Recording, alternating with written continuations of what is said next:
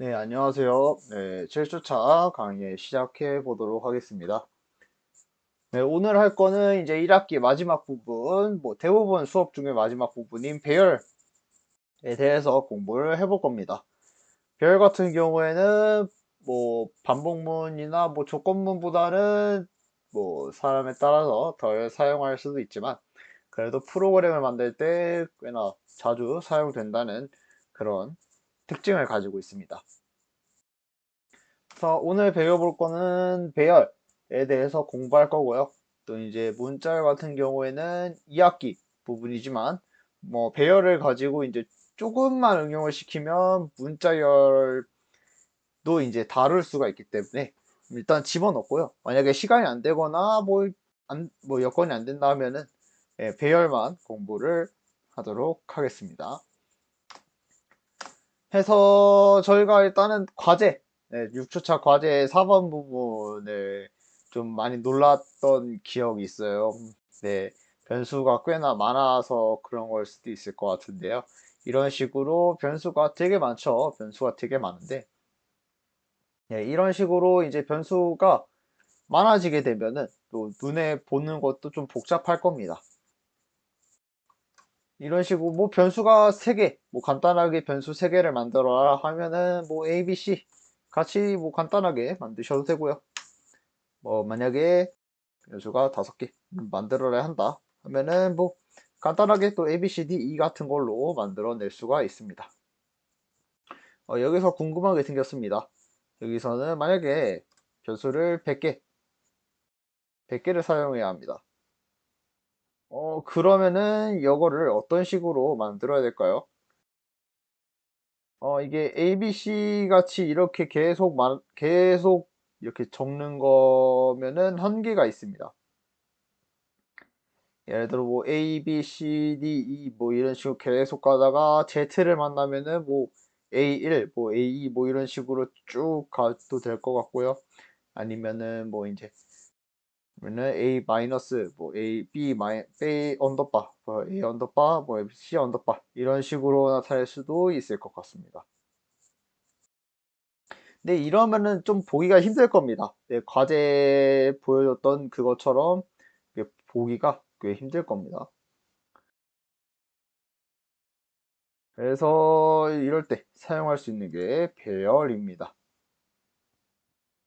이런 식으로 자료형이 같은 변수들을 그룹으로 묶어서 사용을 하는 역할을 하고 있습니다. 또 이제 배열을 사용하게 되면은 한 번에 여러 가지 변수들을 만들어낼 수가 있습니다.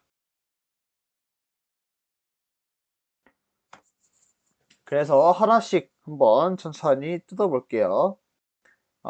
여기 같은 경우에는 먼저 선언을 할 겁니다. 배열 선언하는 방법은 이런 식으로 자료요, 다음에 변수 이름, 다음에 요소 개수, 다음에 대입할 값을 집어넣어 줍니다. 그래서 만약 인트 같은 경우에는 지금까지 봤던 그냥 자료형 제형이고요. 다음에 뒤에 있는 변수 이름 같은 경우도 똑같이 변수 이름, 그 이름 짓는 것처럼 똑같이 나타내 주시면 되고요.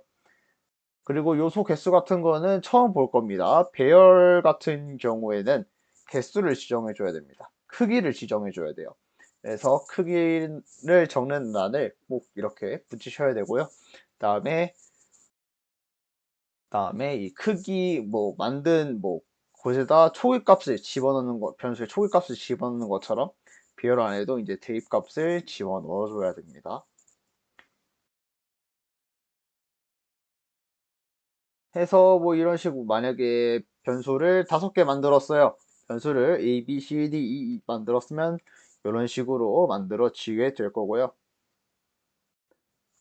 만약에 A라는 이름을 가진 크기 5짜리 배열을 만들었습니다. 그러면은 이런 식으로 만들어지게 됩니다. 그래서 일단은 A라는 큰 틀을 하나 잡아 놓고요. 그 다음에 A0, A1, A2, A3, A4 이런 식으로 만들어져서 들어가게 됩니다. 그래서 똑같이 인트형 변수를 5개 선언한 거와 똑같다라고 생각을 해주시면 됩니다.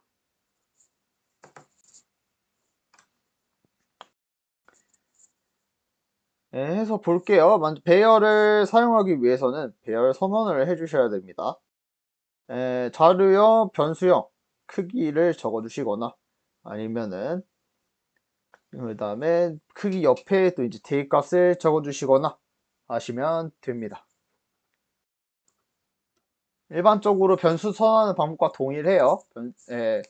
그 대신에 뭐 크기를 지정해 주셔야 됩니다. 꼭 지정을 해 주셔야 되고요. 그리고 크기 부분에는 상수만 적을 수 있으나 define을 사용한 매크로 상수는 사용이 가능합니다. 이 define 함수 사용한 그 매크로 상수 선언한 법은 다들 공부했으니까 기억나실 거예요. 따로 설명은 안 드리겠습니다.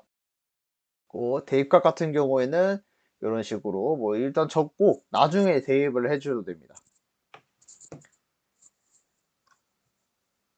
네, 이런 식으로 이제 뭐 여기다가 여기 array라는 이름을 가진 크기 5짜리 배열 안에 1, 2, 3, 4, 5 집어넣거나 아니면은 뭐 array라는 이름을 가진 배열을 만들고 그 안에 대입값을 하나씩 넣어주거나 하셔도 됩니다. 일반적으로 변수 만드는 법이랑 꽤나 비슷합니다. 단지 여기 크기만 적어주시면은 문제가 없다 라고 생각해 주시면 됩니다. 해서 같은 경우에는 1, 2, 3, 4, 5로 해서 이제 출력을 했더니 1, 2, 3, 4, 5가 나왔고요. 또 이제 여기서는 배열을 먼저 만들고 배열에 1, 2, 3, 4, 5를 집어넣어서 출력을 했더니 1, 2, 3, 4, 5가 나오게 됐습니다. 그래서 하나씩 한번 천천히 볼게요. array 5라는 변수를 먼저 만들었습니다. 여기서는 이제 좀 간단하게 a라는 걸로 바꿔서 설명해 드릴게요. 일단은 여기 안에 만들어졌습니다. 그 안에는 어떤 초기값이 없어요. 그래서 저희가 포문을 돌려서 안에 대입값을 집어넣으려고 합니다. 그래서 하나씩 한번 볼게요. x가 1일 때부터 x가 1일 때부터 시작하고요. x가 5 이하일 때까지 계속 돌리고요. x는 1만큼 증가를 합니다. 식으로 하면은 만약 1일 경우에는 어레이 0번째 자리에 1을 집어넣어라. 0번째 자리에 여기 똑같이 여기다가 1을 이렇게 집어넣어라 라고 생각을 해주시면 되고요. x가 2일 때는 어레이가 어레이 1번째 자리에 2를 집어넣어라. 이런 식으로 생각을 해주시면 됩니다. 간단하죠? 간단합니다. 또 이제 얘 같은 경우에는 뭐 이제 똑같이 뭐 3, 4, 5 이런 식으로 집어넣으셔도 됩니다. 그래서 출력을 할 때는 1, 2, 3, 4, 5 이렇게 적어주시면 됩니다. 매우 간단할 겁니다. 이제 배열의 특성만 잘 알면은 뭐 매우 간단한 프로그램이에요. 얘도 똑같이인데 만약에 대입값이 들어가 있다 하면은 맨 처음에 적힌 숫자가 0번째 자리가 됩니다. 이런 식으로 1, 2, 3, 4, 5 이런 식으로 진행이 됩니다. 뭐 얘랑 뭐 차이가 없죠. 언제 대입값을 집어넣느냐 그 정도 차이만 있습니다. 만약에 궁금한 점이 있을 거예요. 만약에 A 5번째 자리를 출력해 달라 하면 어떻게 될까요? 하고 궁금하시는 분이 가끔 있을 거예요. 그러면은 이렇게 나옵니다. 쓰리 값이라죠? 쓰리 값이라죠. 그래서 배열의 범위는 만약 그게 5일 경우에는 0부터 4 이렇게 되고요. 만약에 좀 더 일반화를 시킨다 하면은 크기가 n일 때는 범위가 0부터 n-1까지 간다 라고 생각을 해주시면 됩니다.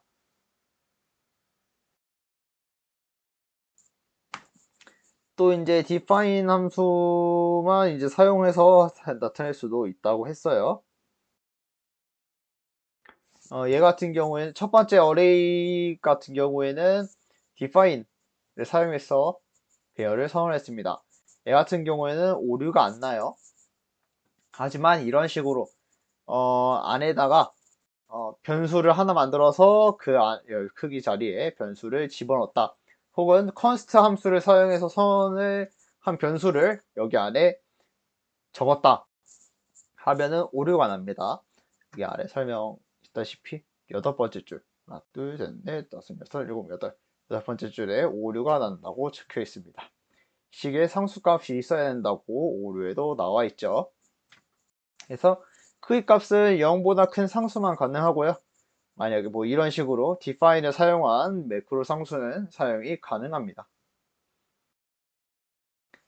그리고 만약에 이런 식으로 크기보다 더 높은 더 많은 예, 대입값을 집어넣었어요. 그러면은 이런 식으로 이니셜라이저 값이 너무 많습니다 하면서 오류를 내버립니다. 왜냐면은 일단은 크기만큼 이제 먼저 딱 틀을 잡고 그 안에다가 이제 나눠가지고 하나하나씩 대입값을 집어넣어 주기 때문에 이런 식으로 크기보다 더 많이 뭐 범위를 넘어가면은 오류가 납니다. 그리고 여기 안에는 이제 어, 숫자 말고도 이제 문자를 집어넣을 수가 있어요. 이런 식으로 해서 이렇게 어레이 1번째 자리를 출력해라 하면은 아래 답이 있지만 n이 0번째, 이 i가 1번째로 해서 i가 출력이 되게 됩니다. 만약에 i가 3 같은 경우 어레이 3번째를 출력해 주세요 하면은 2가 나오게 될 겁니다. 네, 기억해 주시면 되고요. 다음에 그리고 또 이제 여기 크기는 이제 이렇게 여러 개 쓸 수가 있습니다.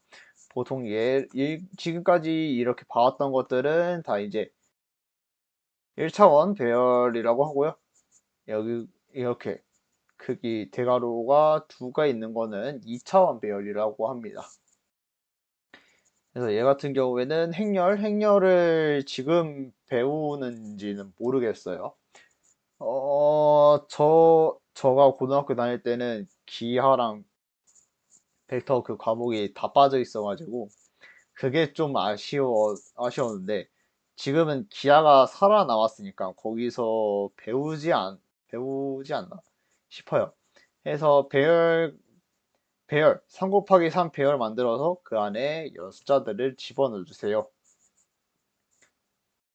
라고 생각을 해주시면 되고요. 그래서 어레이가 첫 번째 그리고 첫 번째 열 자리는 숫자를 출력해 주세요 했더니 5가 나왔습니다.